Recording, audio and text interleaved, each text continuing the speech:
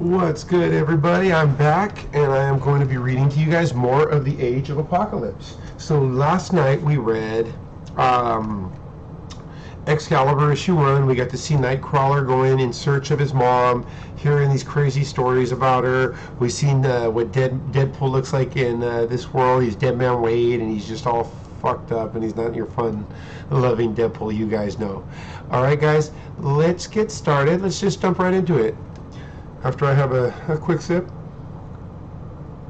Gambit and the Externals. The candles were lit. The cake was chocolate. It was her 6th birthday. She blew them out. Apocalypse celebrated it with atom bombs. He conquered all of North America. He blew them all away. Jubilation Lee celebrated her 12th birthday with fireworks. They came out of her fingertips. She was a mutant, so she got a choice normal flat scans didn't. To use her abilities in the service of the immortal demagogue, his High Lord and Sabanor, or against him. Stop! Where are you, traitor? On a night like this, Jubilee regrets her decision, and she'd love to swipe the smarmy grin off the idealistic Robin Hood, who conned her into it. Wanted, Remy LeBeau, a.k.a. the Gambit, for crimes against the High Lord. I see. Who conned her into it. Let's see. Well, join the Externals, he said. Live on the outside and over the edge. Rob from the rich and give to the poor. Help out the poor human schlubs and throw a monkey wrench into an already screwed up system. Why not, right? She had wondered. Everett had died without the chance to fight back like he wanted to, so Jubilee figured she might as well go forth in a blaze of glory trying to do something. You are under arrest. Kind of doubt it, you goose-stepping infinite march along. I love Jubilee. Jubilee, real quick, Jubilee is for us who were like born in the 80s and grew up in the early 90s.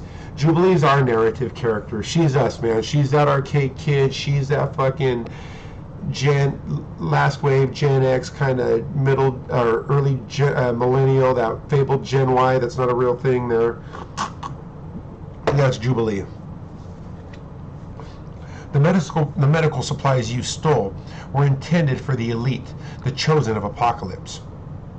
Well, hate to tell you, brown shirt, but those supplies are needed a lot more right down here on the streets of hell. Guido Carosella is a pretty strong guy like Jubilee, a mutant like her, an outcast. The Infinite Patrol is rocked off their feet and then picked off by the cackling black solar rays which sliced through the cold Manhattan air, aided and abetted by Jubilee's low-level pyrotechnic spray. Oh boy, some of these geezers are still up and about. And with these gene-spliced artichoke muties, you know how many powers they got layered on top of each other? The air explodes around the Infinites as they are suddenly and brutally engulfed within a miniature black hole. That's true, Jubilee, but all their enhanced powers are no problem as long as they are willing to dish out more than they can take. And the enormous fusion energies which burn within the mutant called Sunspot, bringing this encounter to an abrupt end. This was a good pinch, Pipsqueak, but you okay? You look... I'm fine. You don't have to baby me all the time. Just because I don't like going ballistic on the geese don't mean I'm scared or nothing. Scoped. I just look at these infinite clowns and think that could have been you, Jubes. Then I look at where I am and I'm figuring I ain't much better off now. You're free, Pipsqueak, and you're fighting. That's more than a lot of people can say. Isn't it? That's more than a lot of people can say, isn't it? They cautiously make their way through the city, ducking any of the camera spy drones, which keep a perpetual eye on the population. I'm gonna check something. It's a little too... Okay, maybe I want to check real quick that my thing was recording, because I did one the other night and I did no volume and I just... Hey, stop that. You're messing up my sizing. There we go. Just come over here like that. Okay.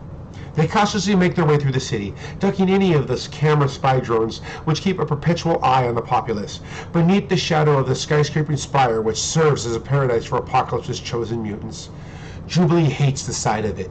taunting her, teasing her, always reminding her what Apocalypse's survival of the fittest offers to a select few and their cadre, while everyone else remains mirrored in the stink of reality. They reach the Temple of Human Redress, a place where flat scans are supposedly encouraged to air their grievances against the ruling government.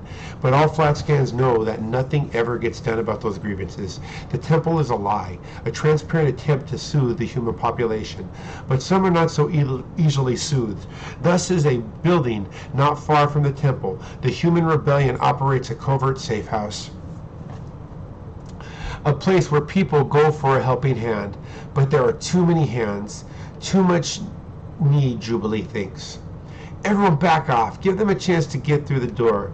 We'll divvy up the goods the way we always do.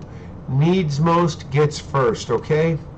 Lila Cheney, a commodities broker and the human liaison with the externals. I love Lila Cheney. I want to cosplay not this Lila Cheney, but Lila Cheney is everything right for me when it comes to X-Men, and that she is a punk rock she's in a punk rock band, a punk rock star who's a teleporter who fucking tried to steal the planet Earth just to fucking say she did.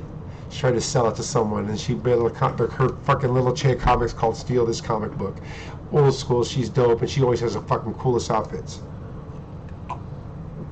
Oh, see? So let's start that. Lila Cheney, a commodities broker and a human liaison with the externals. She had been a rock star until Apocalypse stole music from people's ears. Gudo had been her roadie. The boss is underground. Coolness, where's he been? You'll see. And I'm more looking forward to it, except for the fact that no one's figured out an easier method for us to access the tunnel events. Hey, if it takes a bohunk as strong as you to turn the block door, what better way to keep the pocky geese out? Goody's not happy unless he's fetching. And some of us, well, we're not happy, period. Roberto da Costa accesses the safety locks which lead into a latest work of underground decaying tunnels and causeways. Legend has it that a tribe of disenfranchised mutants lived down here before Apocalypse weeded them out. The tunnels now serve as the external's hidden base of operations. For those of you who know the main comic, the 616 verse, those are the Morlocks. And we know that Mr. Sinister actually did try to genocide the Morlocks, but the X-Men stopped them in their verse. Jubes, give us a bit of a path, girl. See what's up ahead.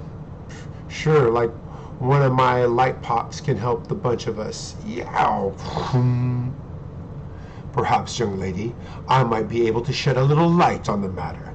Eric Lensher, also known as Magneto, leader of the mutant rebel band called the X-Men. He is one of the deadliest men on Earth, and he has learned much to his surprise, the planet's last hope for survival. Lila, get behind me. I'm balanced, Bobby. I'm not some pathetic, defenseless human gimp. If Magneto's done something to hurt Remy, then I'll nail him like I would a piece of High Lord trash. Ah, Lila girl, nice to see always see you sticking up for the love of your life. Thing is, Cher, Eric didn't come here looking for me. Believe it or not, Eric came here with me. Remy LeBeau, Gambit, adopted into the Thieves Guild of New Orleans as a child. When the heir to the throne Holocaust slew Kandra, the guild's immortal benefactor, in one of the last battles for succession, he fled for his life and found sanctuary with the wandering nomads called the X-Men. After a couple of years, he had no choice but to leave them. He had fallen in love. But she married another, and it was too painful to stay. For the last 2 years, he has led the Externals, his band of roguish outsiders, irritating mosquitoes, biting at the coarse hide of the Empire. His charming smile belies his fear. His insects have been asked to bite with the ferocity of a lion. Seems old Eric be needing someone to steal the biggest jewel in all the universe. And who else to turn to when something needs to be pinched but us? And knowing full well they're probably going to regret this, the externals begrudgingly listen to what their boss has to say. And while above them, night falls upon the city, and the Infinite Patrol, who encountered the outlaws earlier, makes its weary way back to the feeding station in the lower Manhattan.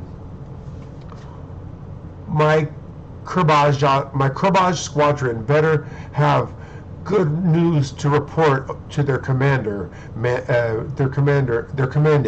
Sorry, the letters are kind of smaller and I need glasses. Tell me you did something tonight that'll give me the chance to move out of this armpit distracted district and into heaven. We encountered a rogue mutant. My Madre commandant, she was assisted by others, and they escaped, sir. Was it the externals? We believe so, my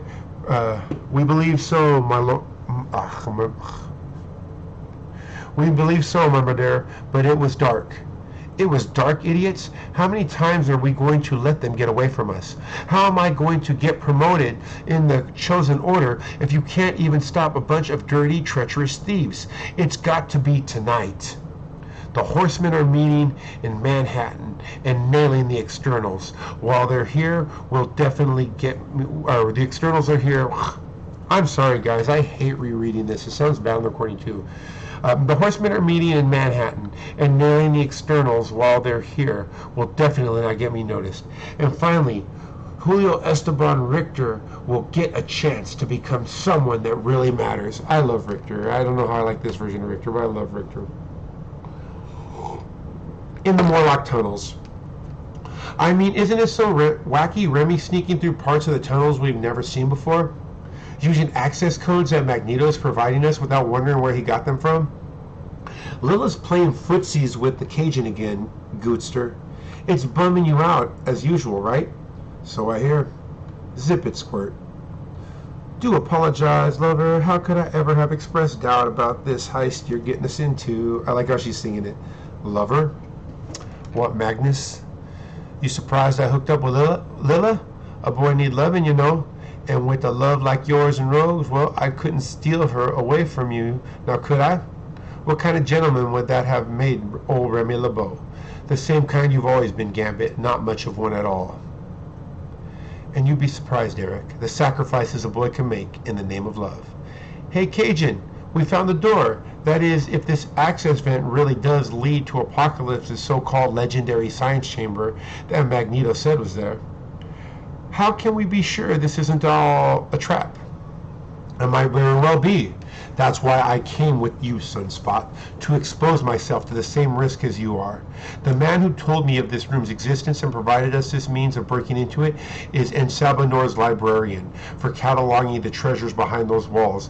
And DaCosta, he would not lie to me. Because you're such a noble guy? No, because I saved his life once and he owes me. Well, it's reassuring in a pathetic way to know you have the same ridiculous expectations of everyone else whose lives you saved. I don't recall hearing you complain, Lila, when I rescued you from that asylum. That was a long time ago, Magneto. I was a kid then. I'm not anymore. I'm willing to trust Remy, even though I think he's crazy for helping you do anything what happened between you. But that doesn't mean I have to trust you. Now stand back. Stand back. I've picked this lock, but good.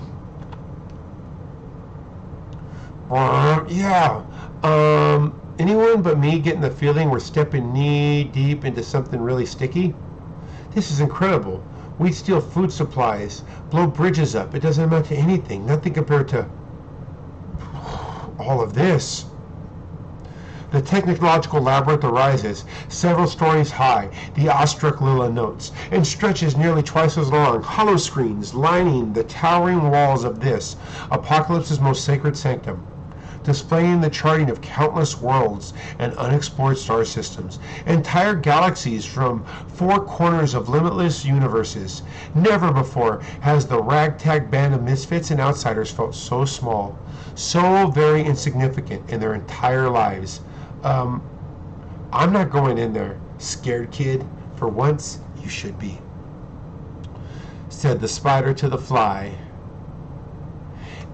And you are referring to the fact that we just strolled right in without any problems. Kind of smells like a trap, don't you think? Yeah, Apocalypse always seems to have a trick or two up his sleeve. We were warned that non-believers would attempt to bask in the majestic light of our Lord's vision, and none may defy his most sacred secrets with their heretical ways. We got Madre on our butts. Bunch of religious fanatic monkey clowns. This bites in more ways than one. Yeah. Scat Cherie, you know how I am about religion in general, so my pleasure to take these priests out. Throwing blades. Their kinetic energy charged by Gambit's mutant powers creates whispers sounds of sliced air as they cut into the duplicated bodies of the mutant named Jamie Madrox. Anyone who's close to me knows what Jamie Madrox evolves into in the main verse. He's one of my boys. He's one of my favorites. But back then, this is when he was a smaller player and a joke character at times. I count a dozen more. Stand aside, Remy. Oh, please, Magneto, don't waste it on the riffraff. You're too high and mighty a freedom fighter for that. Squirt, fastball, dope.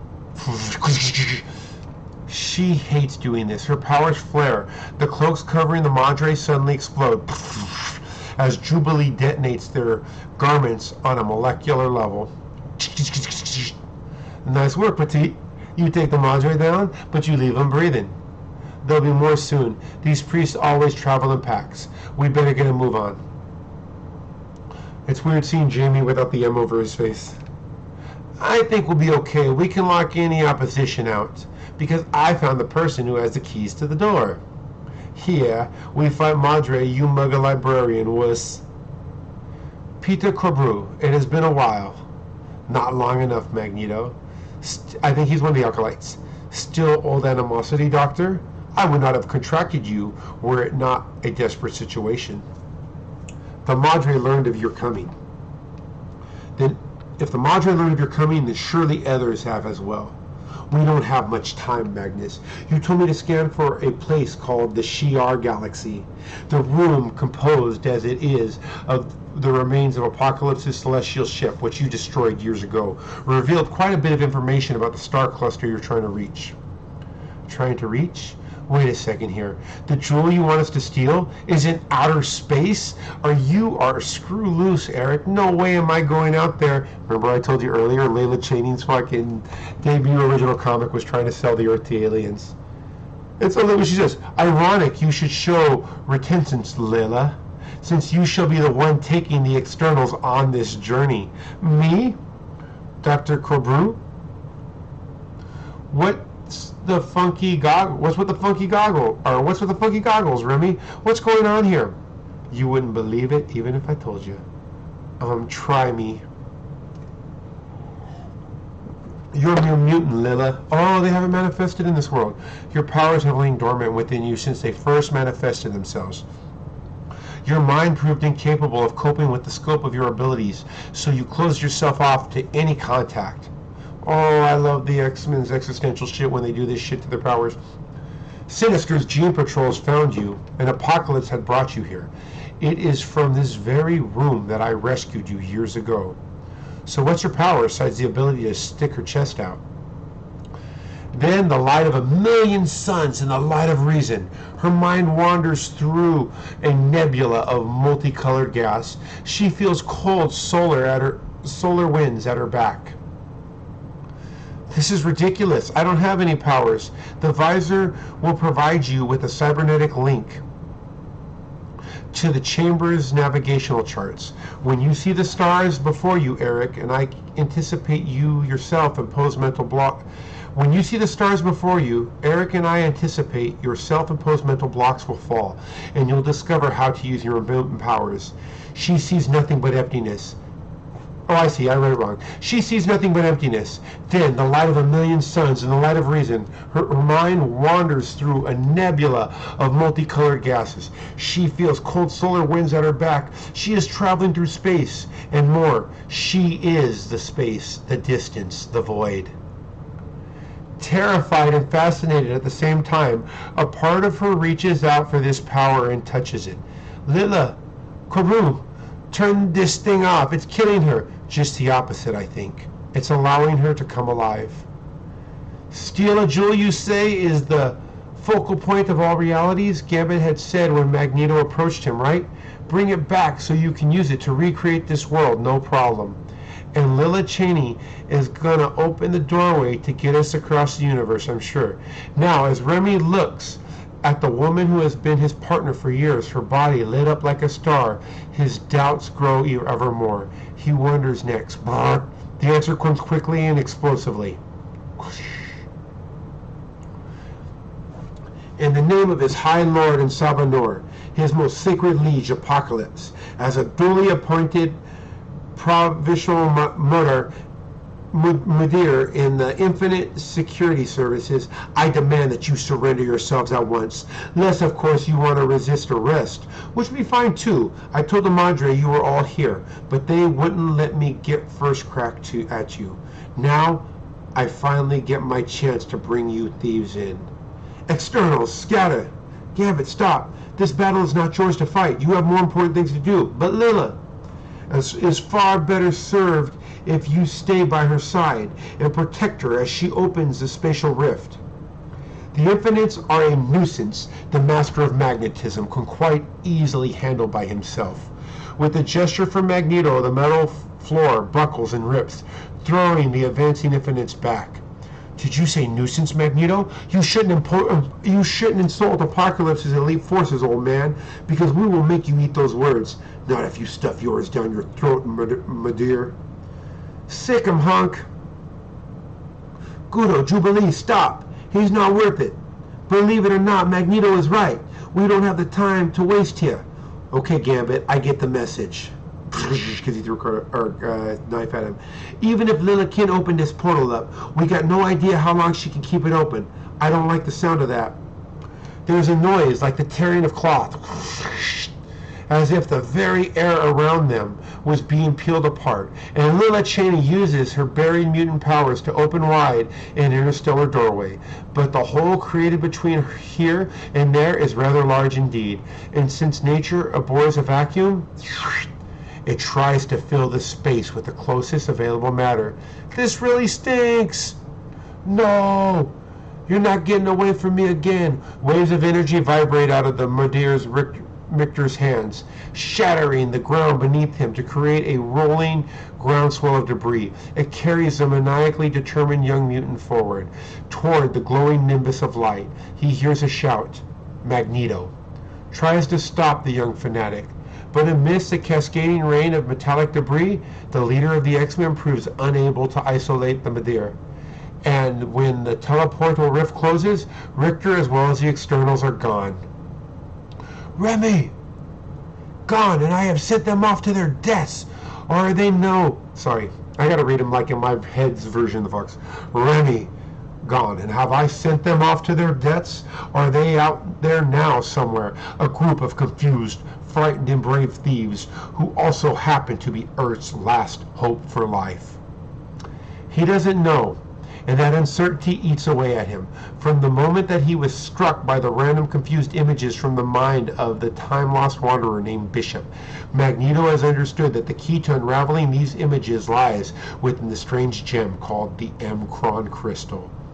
He has always demanded too much of himself. Hardship, loss, sacrifice, and pain. But to expect it of so many others as well isn't very fair of him. He knows. But since when has life ever been fair? The M-Cron crystal, really quick, guys, that's what the original Phoenix Saga was fought over. It's super powerful. I believe that it's actually, because this isn't the MCU fucking Marvel movie universe, I actually believe that it's the house of the reality gem.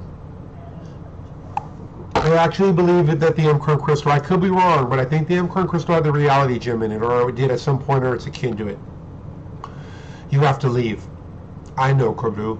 I know how much this has cost you. Freedom from the oppression most humans endure. A chance to live among the stars. I wanted to say that you're sorry. A word you rarely use, Magneto. Spare me. Don't say anything. Apocalypse will learn of this intrusion and he will have me killed for it, but I will have the last laugh. Omega Access Protogram 00120 activate. Engaged. This time the stakes are higher. System core crash, T-minus in 1 minute and counting. For if the externals fall short of Magneto's expectations, an entire universe will die. This is good shit. This is good shit. I'm not going to read what those books are about because we're going to read those books. As a little kid, this maps and shit were my favorite. January 1995. Fuck, dude. I love this story. I love these books. There's lots of things I want to comment on. Fuck, more than anything, it sounds funny as fuck. I don't care what y'all think of it. Man, I wish I was cute as Lila Cheney. Lila Cheney is fucking adorable and hot and fun at the same time in this. Like I said, I already love her, but I think this one's fucking really fucking cute as shit. I'm gonna leave it at that, guys. You guys have a good night, and I will keep reading comics and leave feedback. Come back and check shit out. I appreciate it. Peace.